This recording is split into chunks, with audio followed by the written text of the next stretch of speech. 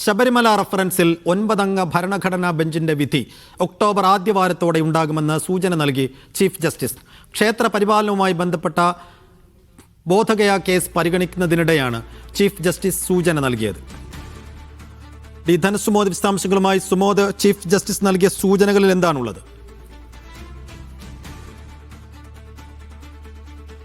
ബീഹാറിലെ ബോധഗയ ക്ഷേത്രത്തിന്റെ ഭരണ ചുമതലയുമായി ബന്ധപ്പെട്ട കാര്യം പരാമർശിക്കുമ്പോഴാണ് ശബരിമല കേസിന്റെ കൂടി ഒരു കാര്യം ചീഫ് ജസ്റ്റിസ് സൂര്യകാന്ത് അറിയിച്ചത്.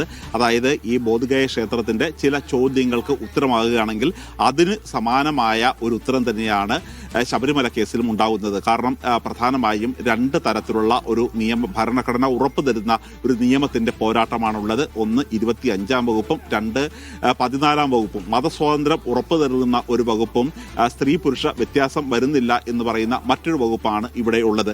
ഇതിൽ നേരത്തെ 5-അംഗ ഭരണഘടന വിധി പറഞ്ഞെങ്കിൽ പോലും വിശാലമായ ചില ചോദ്യങ്ങൾ ഉന്നയിച്ചുകൊണ്ട് 9-അംഗ ഭരണഘടനാ ബെഞ്ചിന് ശബരിമല കേസ് കൈമാറുകയായിരുന്നു.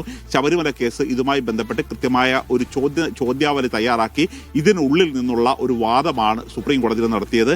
ആ വാദത്തിന് ശേഷം വിധി പറയാൻ വേണ്ടി മാറ്റിവെച്ചിരിക്കുകയാണ്. അതായത് 9-അംഗ ബെഞ്ച് വീണ്ടും ചേർന്നാൽ, അതായത് ഭരണഘടനാ ബെഞ്ചാണ്, 9 ജഡ്ജിമാർ വീണ്ടും ഒരുമിച്ചിരുന്നാൽ മാത്രമാണ് ഇക്കാര്യത്തിൽ ഒരു അന്തിമമായ വിധി പറയാൻ കഴിയുക.